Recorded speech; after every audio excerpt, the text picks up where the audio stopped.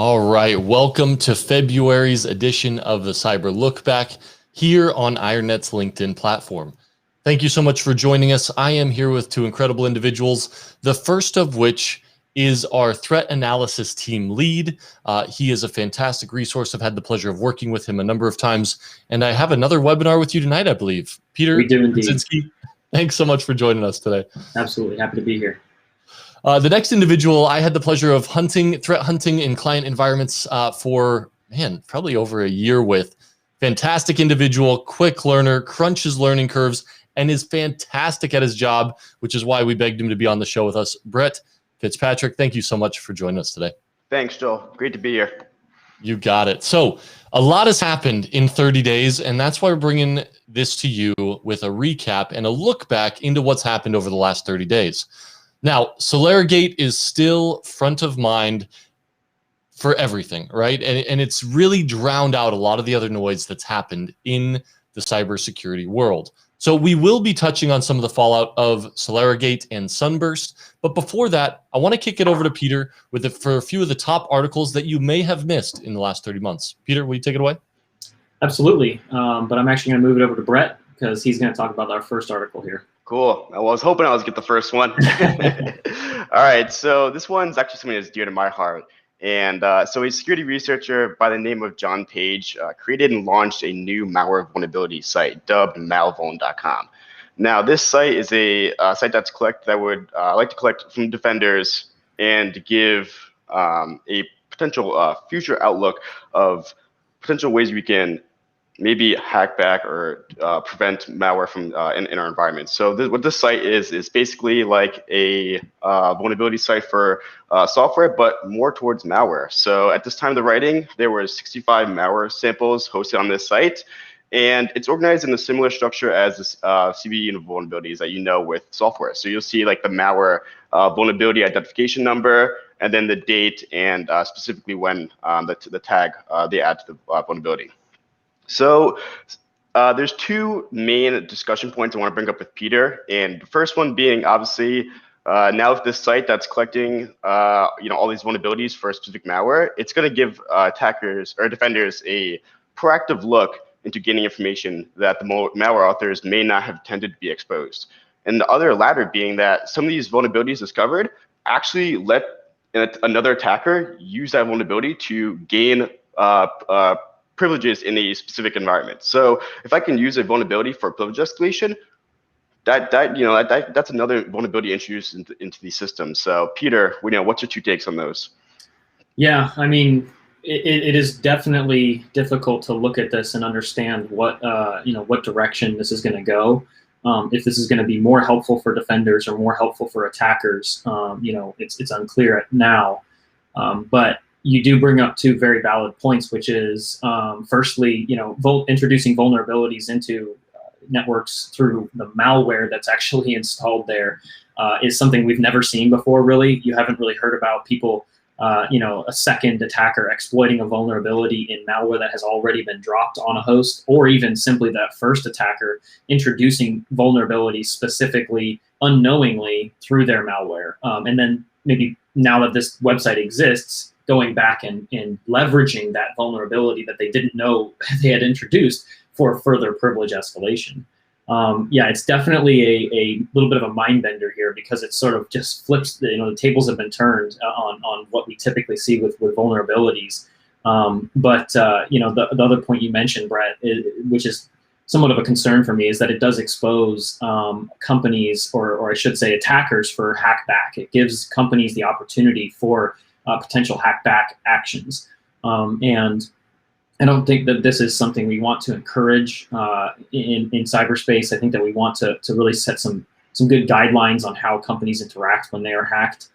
So this might throw a little bit of uncertainty into that situation. So we'll be keeping a close eye on what comes out of this. Well, I think the interesting thing that also happens is there's some organizations who help the federal government weaponize things. And I could see this being an excellent resource for those organizations to then weaponize those vulnerabilities and get them to organizations who do have the ability to hack back. So I see where you're coming from, and you're right. I could see an organization getting really upset and maybe a rogue employee trying to hack back. So there's a lot of different directions that this could go. Absolutely. Awesome. Brett, thank you so much. Was there anything else on that recap of that malware vulnerability website you wanted to touch on? No, but there definitely is something if Peter wants to talk about for another vulnerability of this, that latest pseudo vulnerability that came out. Yep, absolutely. So this does pivot nicely into our next article here. Basically, on, I believe it was Wednesday of last week, the Qualys research team put out an article outlining a new significant vulnerability in the popular privilege escalation tool, legitimate privilege escalation tool, Pseudo, and they've dubbed this particular vulnerability Ransomware. And basically it allows trivial access for attackers to escalate from a local user on a machine, on a Linux machine, to root. Now, one thing to guard this vulnerability is that this is not a remotely exploitable vulnerability. It is only accessible locally. So you would have had to already compromise the host in question and obtain local user access before you could use it. However, that doesn't mean that this should be overlooked as a trivial or non-critical bug, given its capabilities and simplicity of exploitation. This should kind of remind people of shell shock, or at least it reminded me of shell shock. However, the difference here is that shell shock obviously targeted the bash shell itself, and then allowed for accesses that it shouldn't have, privilege escalation. But in this case, this is purely isolated to the pseudo bug. So if you don't actually have pseudo operating in your network, for whatever reason, then maybe you're not vulnerable to this. Whereas in the shell shock case, just simply having bash made you vulnerable. Although it is similar in that this bug has been around for about 10 years. When they went back and looked, this bug has been in 10 years worth of pseudo versions, and fortunately has already been patched out. So if you've patched your machines and if you've kept up to date, you should be good. But obviously patches are notoriously slow to go out in most corporate environments. So definitely prioritize this one. Yeah, and Peter, just to know, if I'm not mistaken, we saw reports that other operating systems were affected as well, not just Linux, right? Like also Mac OS, and I believe another one.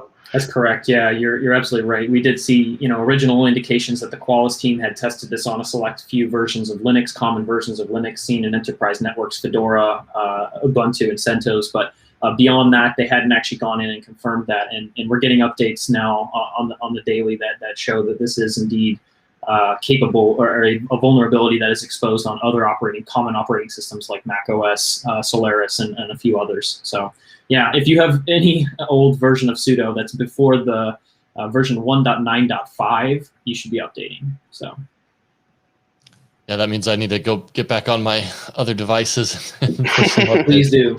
Absolutely. No, great introduction. Now, Brett, there was something really cool as we transition to the next topic. Before I do so, though, those of you watching on LinkedIn Live, please, please, please throw some thumbs up, throw some claps or some support hearts over Peter and Brett's way. That also lets us see who's in this chat. And when you have questions or comments, please post them in the chat. I can actually throw them up on the screen for our speakers to grab and answer for you. So please, in this live stream, we'd love to answer any questions that you have. Now, Brett, we had a takedown happen across the world, it looks like, here very recently. Will you introduce us to that and tell us what happened? Yeah, sounds like the FBI plus Europol was knocking down some doors, and I wouldn't say lightly either. So on the discussion of hackback and takedowns, last Tuesday, the available C2 servers for Emote appeared to be entirely brought down. So just some history on Emote. Emote is currently the largest, most active botnet, totaling an impressive 30% involvement rate for malware infections. So additionally, the botnet controllers regularly sell this access to portions of the botnet for other groups and actors to use. And this is going back to that new heightened idea we see in the malicious networks, that they're moving more towards the malware as a service model. And unsurprisingly, this has led to a significant number of ransomware infections that were enabled by the access that Emote has provided, making this not only the largest botnet, but definitely the most damaging and the most concerning for security administrators.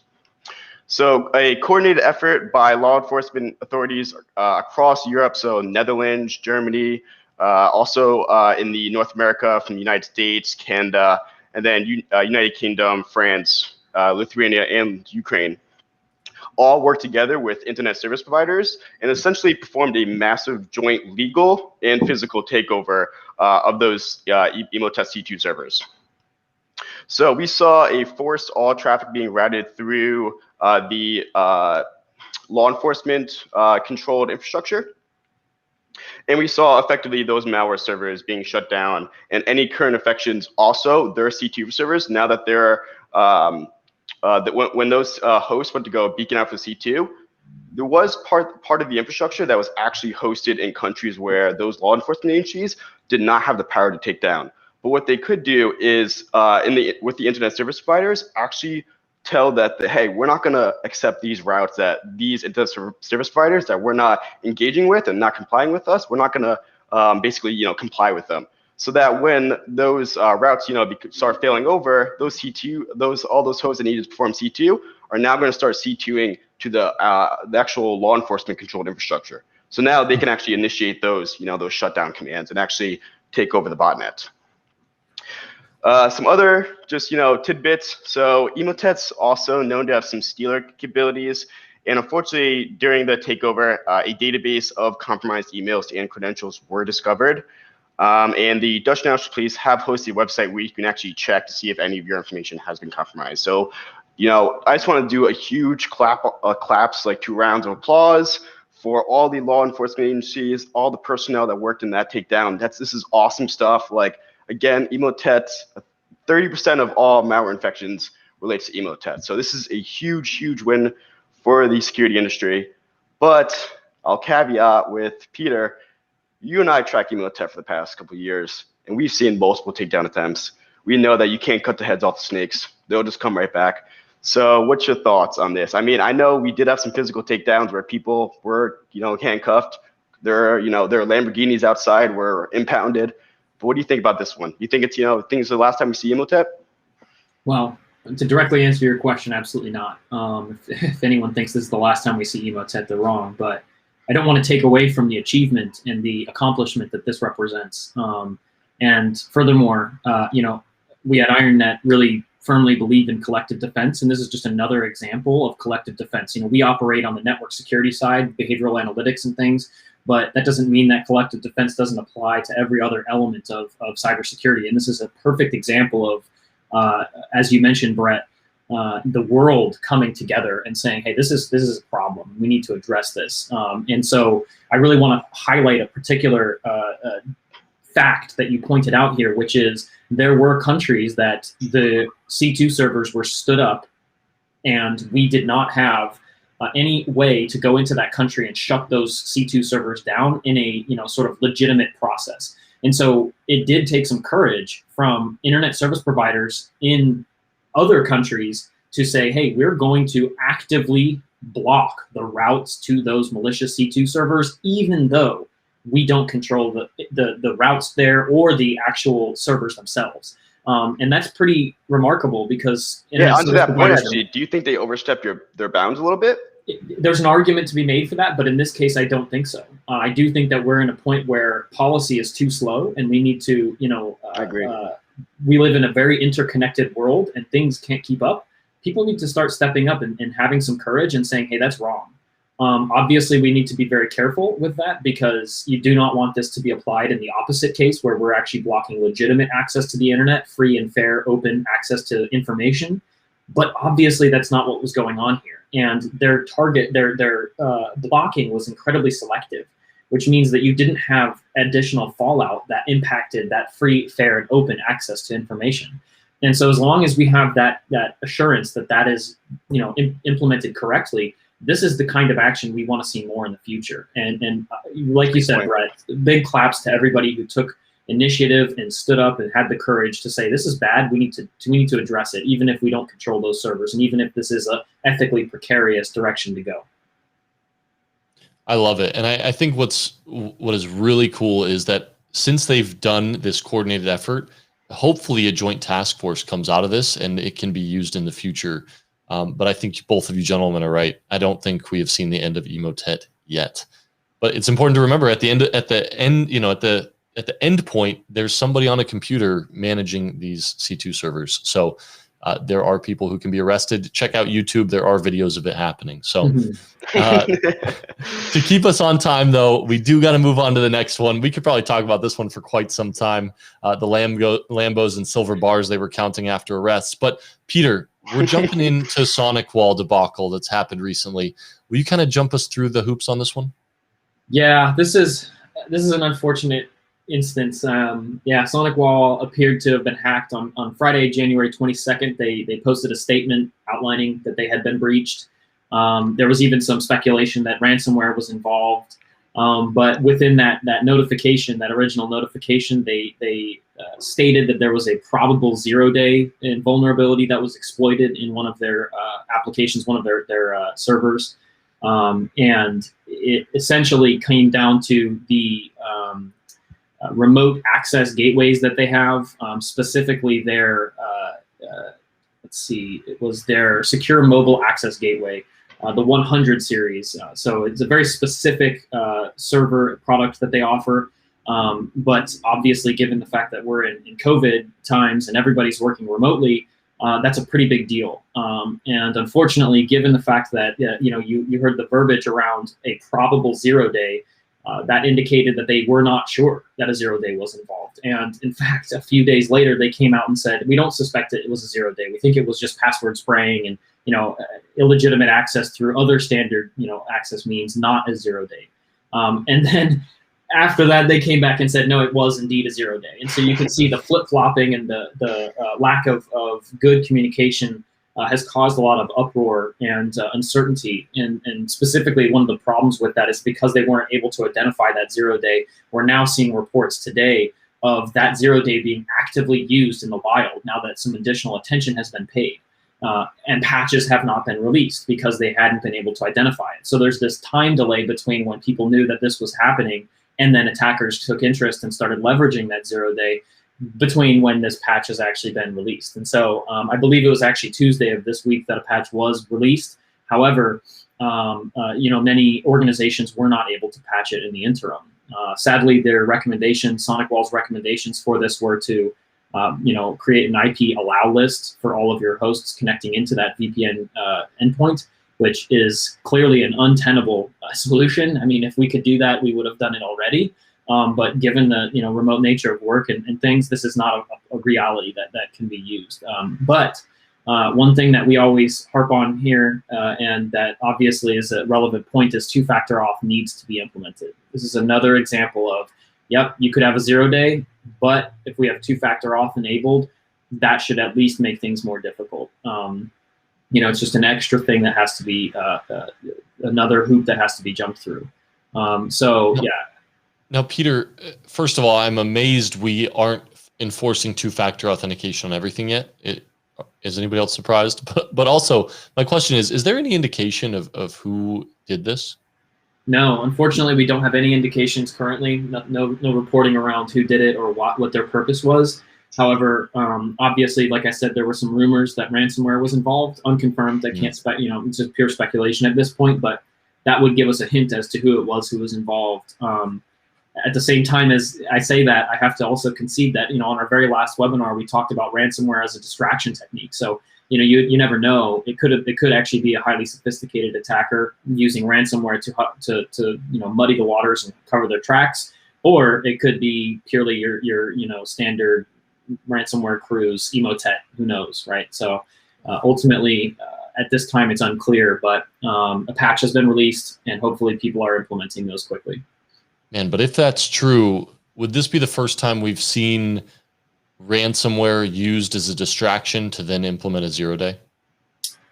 Well, that's difficult to say conclusively, but it would definitely be the first time we've got it documented where a 0-day was leveraged to drop ransomware as a distraction technique, by a highly sophisticated attacker. The two things are questionable. That being said, this 0-day has been around for a while, and there was talk of the history of it. So it isn't necessarily, it doesn't have to be an APT just because we have a 0-day involved. But it would be interesting to see a 0-day leveraged for a ransomware attack that also was, actually a distraction or evasion technique by an APT. Yeah, that would be quite incredible. It would be. Well, awesome. Thank you, gentlemen, for that recap. We are going to jump in real quick to the aftermath of SolarWinds. But first, Brett, will you give us a quick recap of what has happened to date with SolarWinds? We don't have a slide for this, but please, if you could walk us through, I know you've got the kind of timeline there. Will you walk us through the different steps that have occurred, and then we'll show you some information around the fallout after. Yeah, so like Joel said, we don't have I'm not going to put something up right now to show, but I'm just going to go really slowly with this. I know there's been so many events that happened since December. Like whenever I hear of say SunBurst or something, I'm thinking that happened 2 months ago, but actually just happened like 2 weeks ago. So let's just get a recap of where we are, what happened in the past, and what are the new recent events you want to highlight.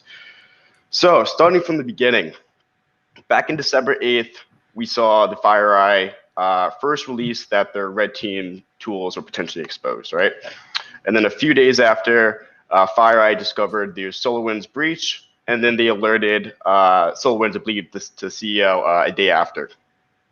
And on that same day, we saw Reuters report that an emergency national security meeting was held at the White House to discuss potential breaches in agencies and business. So this is our first, analysis that, hey, something big is going on, and there's potentially widespread implications of this specific event. And then on the next day, we saw CISA release a vulnerability and CISA released an advisory that there was active exploitation of SolarWinds software. And FireEye on that same day also released the SolarWinds report, and this is where all the media coverage really starts intensifying. So the day after, we saw SolarWinds specifically also released a security advisory, and they also filed with compliance to law of the SEC, made that I believe it's like the 11K filing at the SEC to also report this breach. Shortly thereafter, we saw some first action taken on this specific campaign. So Microsoft seized the infamous SUNBURST C2 domain. That was the avsvmcloud.com. And Microsoft also, a couple of days later, confirmed that it had detected SolarWinds files in their network. So now we're like mid-December, right? And this is where the initial attribution to Russia comes out, where U.S. Secretary of State Mike Pompeo pointing the finger towards Russia. No conclusive evidence or anything, nothing from the IC, but we have a high-level U.S. official pointing the finger at another nation state. From there, we saw that the U.S. Treasury was hacked, and SolarWinds started releasing their patches and fixes addressing these Orion SuperNova attack. And then finally, on January 5th, we saw a joint statement come out from the U.S. intelligence agencies, and this was a formal statement accusing Russia of Russia associating themselves with this SolarWinds compromise that attacked various federal government agencies and public sector and private sector agencies as well. And that brings us to the aftermath we're looking to share with everybody today. So let me go ahead and pull up. We do have a couple quick slides with you, but I want to pivot. Let's go ahead and I want to kick it over to Peter real quick. Before we jump into the aftermath, with that recap, Peter, do you mind sharing with everybody, what does it all look like pieced together? Yeah, so Brett obviously has a little bit more to go to into the stages after what was outlined in this diagram, but up to this point, here is a representation of the flow of the attack, starting with obviously the attacker injecting malicious code into the Orion.core business layer DLL. Again, we're going to talk a little bit about how the attacker did that in a few minutes, as well as what happened post exploitation once they actually decided that a target was interesting. But at this point, the C2 mechanism that Brett described using the avsvmcloud.com domain is all contained within this business layer.dll file. This is what people are referring to as SUNBURST. And so what you can see here is that this DLL file spawns a process that is actually what is performing those DNS queries and the DNS C2. Within those queries, as we know, there was information that identified the target network in question so that the attacker could quickly and easily decide, hey, this is indeed a network that we're interested in targeting, or no, this is not. And at that point, you'll see at the very bottom here, that initial C2 post, once that's decided and once the targets of interest are selected, SUNBURST actually will initiate a more robust form of C2 using HTTP, in which it delivers one of its droppers that will, again, we've talked about a little bit in the past and have come out in the news a lot more recently. Teardrop and Raindrop. And from there, those droppers drop and execute a custom Cobalt Strike C2 framework that can then beacon out and be the full C2 that the attackers ultimately used for all post-exploitation activities. One thing I want to highlight here is actually at the very top right corner, you'll notice that lateral movement and exfiltration using golden SAML was their primary means for not only persistence, but information gathering.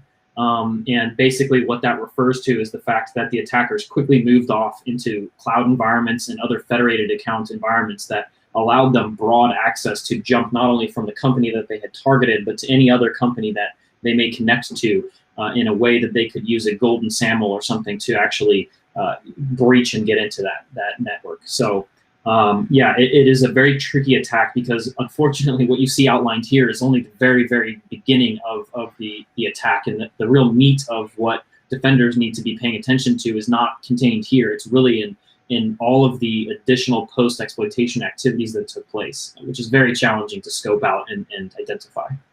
Yeah, great point, Peter. Now, I want to kick this over. We did get a question from the LinkedIn group. I want to throw that up on the screen real quick. And then, Brett, I want to transition back to you because Peter gave us a really good view into what that looked like.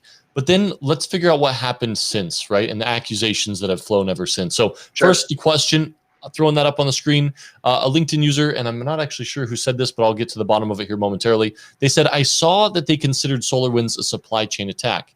Did this occur with open source dependency merging or through proprietary closed source supply chain compromise?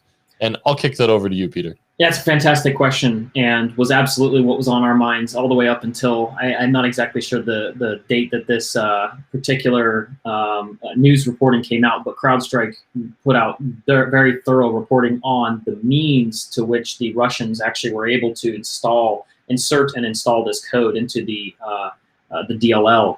And again, we'll get into the details of actually how that was performed, but I can tell you that this was not, it was actually through proprietary closed source supply chain compromise. So this was not something that they had an open source dependency or an outside third party like library used. This was entirely isolated to their build network and a compromise of their build servers themselves and a discrete and isolated injection of malicious code into their actual legitimate code, and then a subsequent cleanup of that so that the tracks were covered.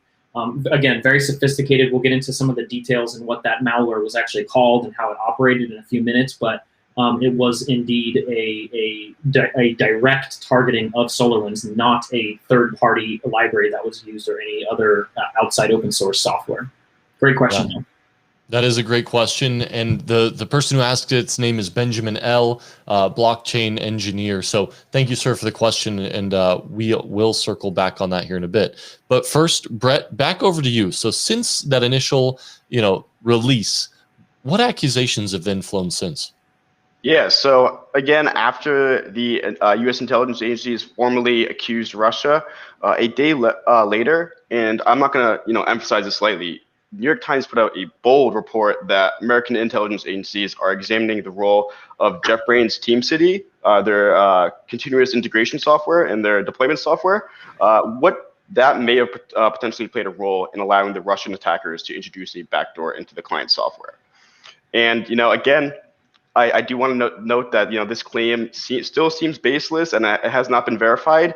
And we do have more obviously insight now with what Peter was saying with the Crowdstrike article of how that actually did play a role in this specific compromise. So again, we'll touch on that later, but I just did want to highlight that.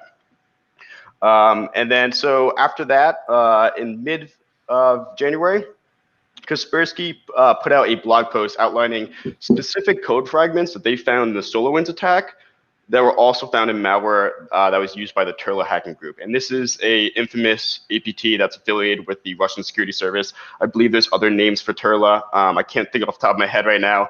But that's where we actually have this first, okay, well, the intelligence agencies claim it's Russia, but here's actual truth that we do see some correlations within the code that, hey, it actually does seem like this could potentially be Russia or Russia-affiliated state-sponsored attackers.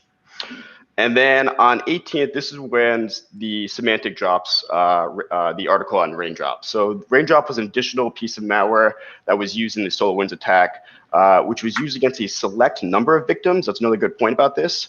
And it was specifically victims that seemed highly desirable for the attackers. So Raindrop was a loader which delivered a payload of Crowdstrike, and I believe we may talk about that later as well. And then just wrapping up at the end of January, Microsoft did update their blog post on the 20th just to have a little closer look at SUNBURST, Teardrop, and Raindrop. And then the last big thing I want to touch on was at the end of January, the interim director, Brandon Wales of Cybersecurity and Infrastructure Security Agency, CISA, said that SolarWinds may only be the one piece of the puzzle, and that maybe this isn't just a SolarWinds debacle, and maybe there's other potential compromises involved. And to note with that statement, he said approximately 30% of both the private sector and government victims linked to this campaign actually had no direct connection to SolarWinds. And Peter and I have speculated a little bit about this, and specifically when he was talking about the golden SAML. If these agencies are all working, I'm sure they have a lot of work that's interconnected, and their networks may be traversed through access to one agency. There's a good chance that through access to one agency that those attackers likely laterally moved into the other agency, and that there wasn't other supply chain vulnerabilities or other things that are compromised, but that's information we don't still know about. So, it's only be speculation at this point. And yeah, so pass right back off to you, Joel. Yeah, no, great ads, Brett. I think getting that whole timeline of what's been released when is key. I think that release on the 29th of January is huge, right? Saying that it's potentially 30%, it's only one piece of the puzzle. And what else is out there? Well, we may not know for quite some time. So let's go ahead and jump in. Let's jump straight back to the aftermath of this. Peter pieced it all together for us really well. Let's jump over to SunSpot. This was the malware that was used to insert the SUNBURST backdoor into the SolarWinds Orion software build, as Peter described when answering Ben's question. But Peter, take it a step further than that. Yeah, so as you mentioned, Benjamin, great question. And here's sort of the follow-up to that, some additional details around how the malware actually performed. As Joel said, this is where it all started. This was everything. This is how the Russians were actually able to affect the supply chain and inject that malicious code. So SunSpot is what the CrowdStrike group has dubbed this piece of malware, but essentially the malware is a malicious executable that was masquerading as task host svc.exe, which is common to see on a Windows machine as not only a process, but also as a binary. And essentially it maintained persistence through scheduled tasks. So this is all very standard practices here. However, that's about the end of the standard practices. At that point, everything that this binary did was incredibly evasive. It was very careful not to alert the developers of any error logs or warnings that might pop up. So it was very cautious to make sure that what it was doing wasn't causing any alerts and errors. And if it was logging it to an encrypted log file. And that's another common theme here. Everything was encrypted, including the source code at rest. So you have this malicious executable that is maintained through persistence, or is persistence maintained through scheduled tasks, that is constantly running on this host and checking that it's not only the only binary to be run, but that if it is running, it's not causing any errors or alerts. Once it does that and it passes all of these checks, it's then on a very regular basis, I believe it was every second, it was checking the process listing of the machine that it was running on to check for processes that were related to building the Orion software. And the way it did that is, unfortunately, because the compilation process was common across all of the different SolarWinds applications, they actually had to read memory of the application or of the process itself to determine if that compilation command that was run, that the command line arguments indicated that this was indeed a Orion build process, not just another SolarWinds application build process. So again, you can see they've taken extra care to make sure that when they're running their code, it's not only discrete, but it's also when it's intended to run. and not just through its traditional means, but actually through memory observation, which is, again, pretty sophisticated stuff here and heavy. So at this point, once it's identified that a build process for the Orion software is indeed taking place, it would, on the fly, inject the malicious code into the file, overwrite the file with its new injected malicious code, create a backup of the original source code to make sure that they could revert the code back to its point, its clean point. So once they've done that, they then actually allow the compilation process to take place. The compilation process finishes with the malicious code inserted, and then this process goes back and overwrites all the files back to their original state. And so you can imagine, if you've ever done any development, it would be incredibly difficult to identify the injection of this malicious code, because if you were to compile something, at that point it's illegible. There's no way to go back and say, hey, that's code that shouldn't have been there. This is now in binary format. You would have to perform malware reverse engineering to identify this backdoor. You would want it to be in the source code originally, and that's how you would see it. And so in this case, there is no evidence that the code has been modified. You would have to be watching that directory and seeing read-write times for those files on the fly to have been able to identify this. So again, you can see it's very deceptive, very careful to remain evasive, and very quick at inserting malicious code and reverting back to a state that doesn't allow the attacker, the defenders, to identify this activity as taking place. Yeah, and I still think those Pragma statements, when they disabled any warning and logging right before they did it, and then they would re-enable it quickly. So if you go and you check afterwards, like, okay, are we logging things appropriately? Check. Yep. Yeah, we are. It's enabled. Like, we would have seen it if it was there. I mean, it was just clever all the way around. So great explanation, Peter. We did have another question real quick from the audience, so I'm going to kick that up on the screen for you real quick. Michael Cahan said, given the success of SolarWinds intrusion, do you expect to see an increase in activity from other threat actors attempting to repeat this type of supply chain attack?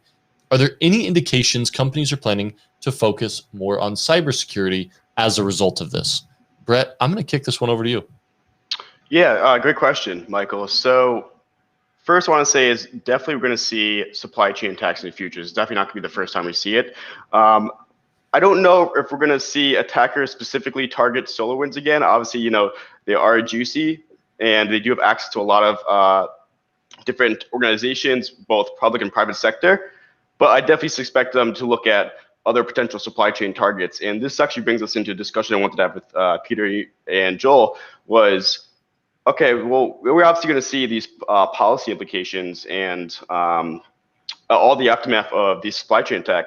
When we actually go back and do a review of our current supply chain, we're going to see that a lot of these companies, like there's a handful of companies that develop hardware. So you think of like, all right, if I go in the market right now and I want to get a CPU, I'm looking at Intel, AMD. If I were to access, if I were to introduce a code vulnerability there, I could potentially affect a lot of devices. And if we actually look at the internals of those of our devices, we'll see that again, there's only a handful of companies that produce that hardware. So definitely, I'm sure we're going to see a lot more to come of this when we bring this argument to Capitol Hill and see what lawmakers try to hash out about this and the aftermath.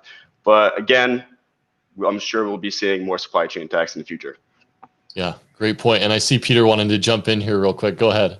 Yeah, as for the second part of your question as to whether we see indications of companies focusing more on cybersecurity, absolutely. And I think one of the good examples sort of goes back to the pseudo bug. You should expect that things in your network and things on your computers are unsafe and insecure. And with that assumption in mind, your defense posture should be focused heavily around detection. And assuming that, yeah, if we are compromised, I don't care because I'm going to detect it early and fast. I'm going to be able to perform incident response, scope that out, and isolate and contain.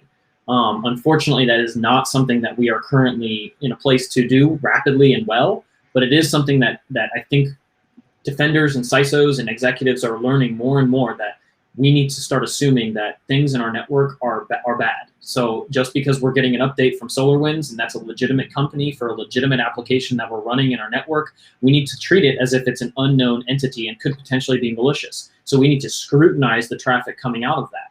And if we were to have looked at everything going on in these cases and really taken a peek at SolarWinds Orion, we can see that there's a lot of observables from a network and standpoint to detect this type of thing, outside of actually, not installing the update itself. Like, again, we should assume that that's going to happen. We just want to be able to detect it better. And I think that's where companies are moving towards rapidly now. And to go into, Peter, your point, like, I think it goes back to the 3 principles of cybersecurity of detect, prevent, respond. We can't just be at the prevent stage. We also have to have the detections in place. And if the detections fail and the prevent stages both fail, we have that response phase as well to at least try to, reduce the amount of dwell time as much as possible. Absolutely.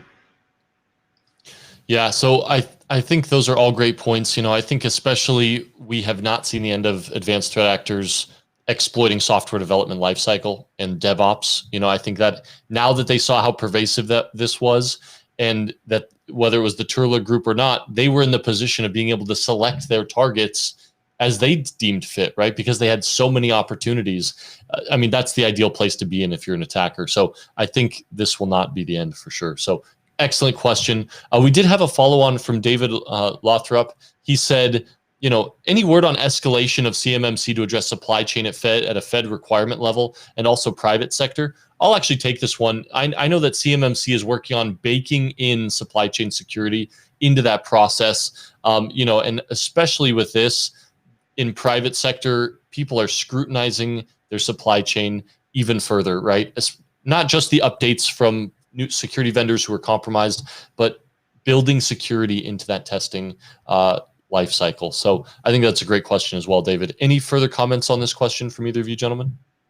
Yeah, I'll just say I'm glad to see, Joel, that you're seeing some action on that side. But I would say, unfortunately, I fear that policy is slow, and I think we need to kind of rethink how we implement policies and rethink how we quickly address these types of threats and build in new procedures, new checks and compliance aspects to really ensure that companies are being secure without also handcuffing our companies and our federal sector, because there's a huge requirement already. It's a huge lift to get certified already, and so there's going to be a balance between locking companies down and really handcuffing them versus actually securing people or leaving them wide open. So it's a tricky situation for sure. It is, but I also believe that if you're going to do business with somebody, right, you need to build in that security into your supply chain. You have to, right? And there should be some requirements, but we do see organizations, especially right now, saying, look, I at least want to be able to share details about threats with my supply chain and vice versa, right? So I have heard that feedback. Now, gentlemen, it is 11:45 already, so I got to kick it back over to the slides real quick. We have a lot more to go through. I know I could speak with you gentlemen for days on end, but let's go ahead and kick it over. Brett, you're going to talk to us about solar leaks. Do you mind running through this real quick with us? Yeah, so shortly, I believe this was in January. Again, time frame gets a little fuzzy because everything's happened so quickly. But shortly after, we heard about the breaches, some anonymous user posted on the internet that they have the source code of various different vendors that were potential targets of this SolarWinds breach. So that included Microsoft, SolarWinds, Cisco, to name a few. So this obviously shook up the hornet's nest when it comes to the security industry, as a lot of people were, scared that, well, if they have access to this source code, could they potentially have some static or dynamic analyzers that could go through the code and potentially find these, extra security vulnerabilities? But, this is where I'm going to put my foot and stomp on this and say that a lot of these security vendors like Microsoft, Cisco, SolarWinds are so big that they have to assume that their source code's already been compromised and that the threat actors, or, even if they didn't compromise their source code, have reversed their appliances so much that they actually have the ground, that they've been able to build that ground source code from scratch. Obviously those are bold claims, but all those security companies or all those companies that are listed right in that screenshot all use that same risk profile, that their source code is already known to threat actors. So this is not a fear I think you should be so concerned with. And it's always going to be a concern of just using Microsoft Windows, that you don't always have to assume that some threat actor may be holding some type of 0-day just for the event that they have to leverage it. Yeah, no, great input. And I did do some research whether anybody had dropped 50K and verified this, right? And just taken a peek at the tools that they were given. As you can see at the bottom, they said serious buyers only. Yes, this is really happening. Yes, they can provide proof, but nobody's actually been able to verify. So they've responded to the email that this was sent from, and there has been no response. So really interesting stuff. Now, I think there was an interesting comment from Malware Jake actually on this. He said, one more thought about this solar leaks. The alleged sale is only for things that are commercially interesting, not data of intelligence value. The fact that no intelligence data was offered suggests this could be a real group.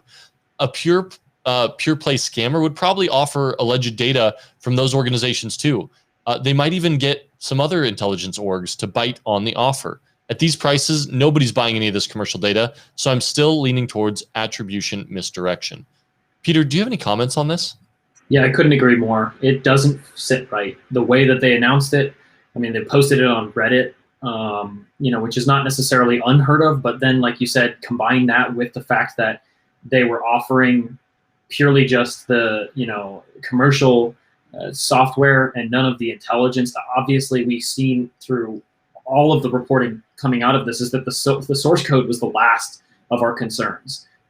My concerns are far more on the emails that they had access to, all of the data and capabilities from security companies that they compromised, as far as like detection capabilities and things like that. Those are that's the real juicy meat that could be, extracted here for intelligence value. And so the fact that they're not offering that and the fact that they are offering this, it doesn't sit right. And so it begs the question as to what are the motivations behind a group like this? And all I can come to is it does feel like a misdirection, that this is just stirring the pot, making it, causing people to fear and get worried about one thing when in reality they should be looking over here at, their SAML implementations and single sign-on, as well as their Azure and Office 365 implementations, and how the attacker was able to maintain persistence there outside of just SolarWinds, but rather more related to their second stage actions. So yeah, there's a lot more to this than just the source code, and this feels like a misdirection to me as well. Wow. I mean, and if you think about it, right, if people are looking at their Windows deployments and their Cisco devices because of this, and they're not doing those things, you're right, they are going to miss the detections early next time as well. So no, I think that's great insight, and I think we're going to see more. I don't know. I hope it doesn't get leaked, and I hope, like Microsoft said, they only were able to see the source code and didn't get it. Once again, I'm kind of on the side where if they've seen it, they own it. But we'll see here soon.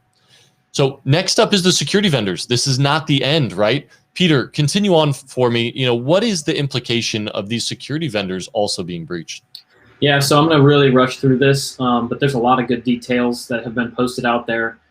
Specifically, the biggest one being the Mimecast or exploitation and use of a certificate that allowed access to Office 365 accounts for all of their customers.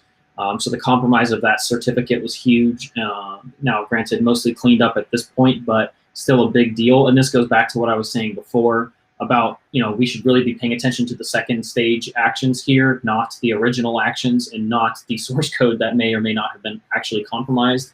But yeah, in this case, a bunch of different security vendors have been compromised. And so I'm sure that as defenders, we're all a little bit concerned about each of these compromises. And so I just wanted to provide some background on it.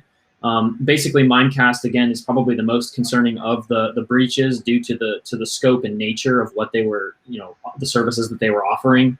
And again, specifically, this case was a certificate that authenticated connections between Mimecast as in their services and their customers. And the compromise of this certificate allowed the attacker to decrypt traffic, intercept and decrypt traffic, and then read the private and sensitive contents of that traffic, which included emails as well as passwords and authentication mechanisms. So that was definitely compromised, and defenders were instructed, and anyone doing business was instructed to change those account credentials and things, but additionally to refresh the certificate that they were using to actually authenticate back to Mimecast. So if you do business with them, definitely check that out and keep a close eye on any of the services and connections that you're making with them, because this is exactly that type of lateral movement that we were talking about. Moving on to Palo Alto, or Joel, you have to. No, I was just saying that's I mean, they're responsible for helping secure email, right? And then because of them, Correct. multiple customer emails were compromised. So it's just tough to see this. Correct. Absolutely. It hurts.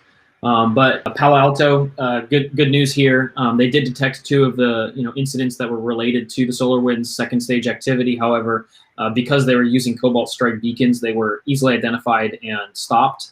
Now they did say that there was a subsequent attack or attempts to read emails and things like that. But again, most of this was stopped due to their security appliances. So not huge impact there.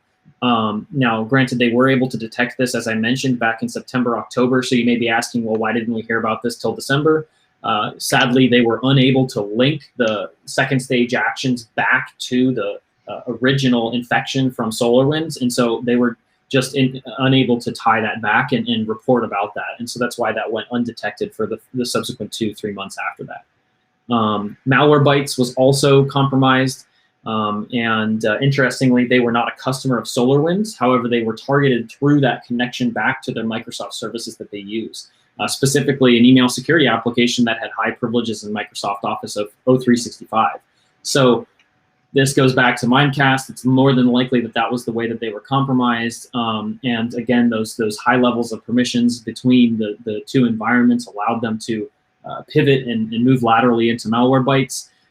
Again, similar to Palo Alto, however, despite their successful compromise of the Malwarebytes infrastructure, the impact was very limited, and they only accessed a small set of internal company emails. And so the belief is that this is, again, nothing to be super concerned about from a security standpoint, and more of an intelligence gathering effort on that side too.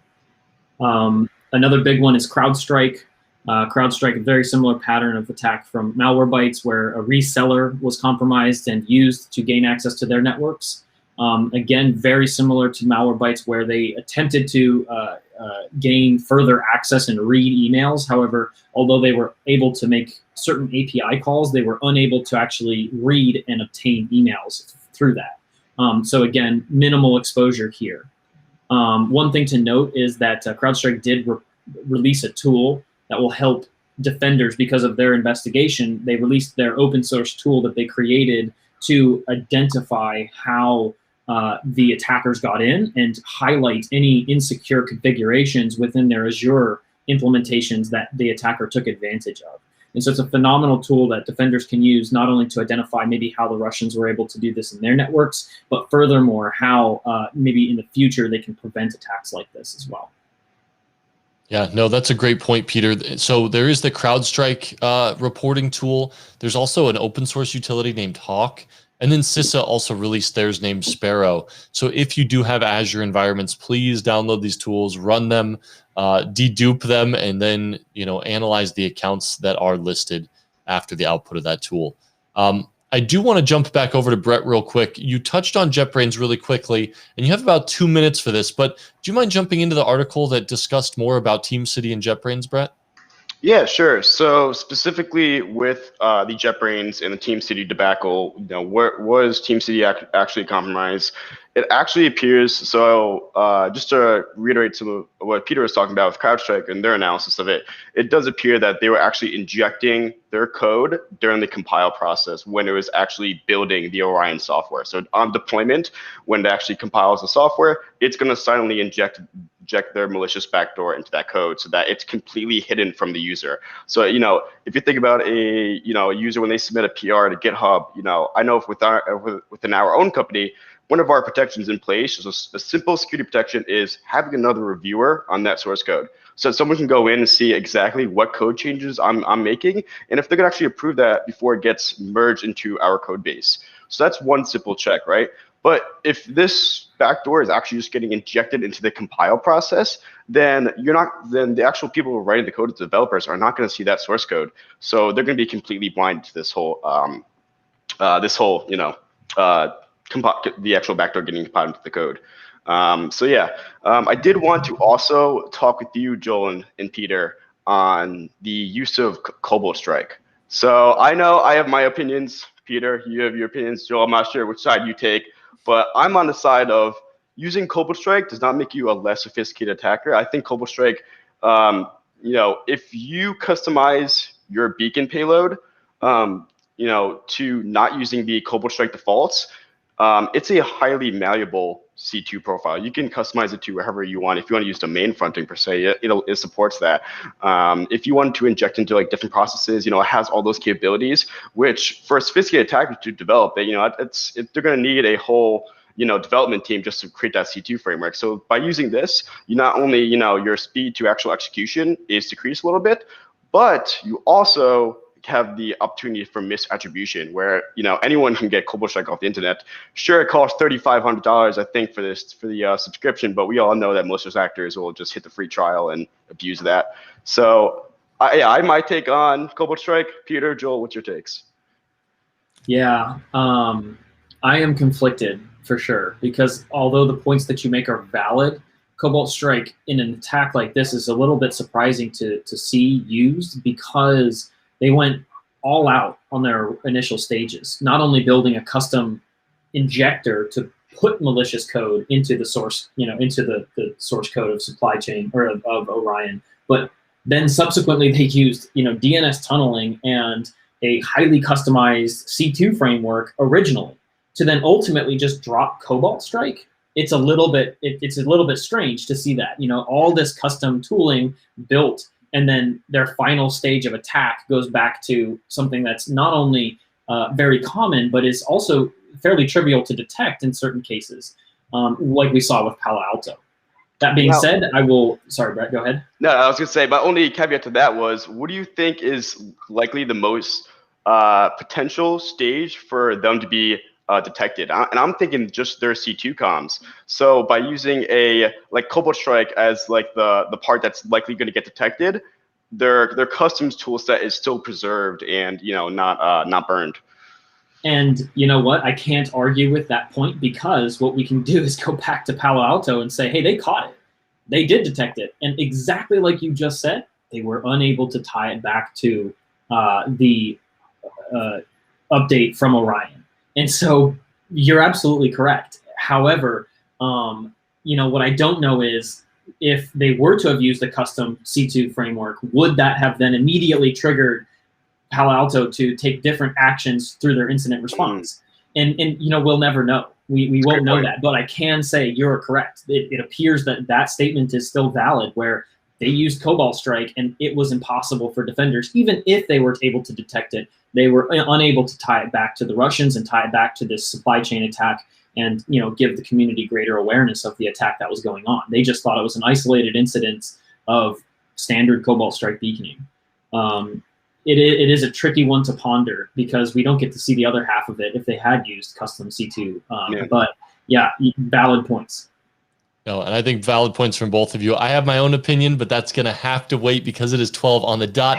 Thank you, gentlemen, so much for joining us today. I love jumping on LinkedIn Live with you. Thank you so much to everybody who joined us as well. Ryan, Neil, Albert, Melissa, David, Rupa, Gerhard, Michael, Jonathan, Anthony, Christine, Katie. Guys, all of you, thank you so much for joining us. Give a round of applause real quick on LinkedIn for Peter and Brett. Thank you for those who asked questions. Guys, join us next month for March's Cyber Lookback.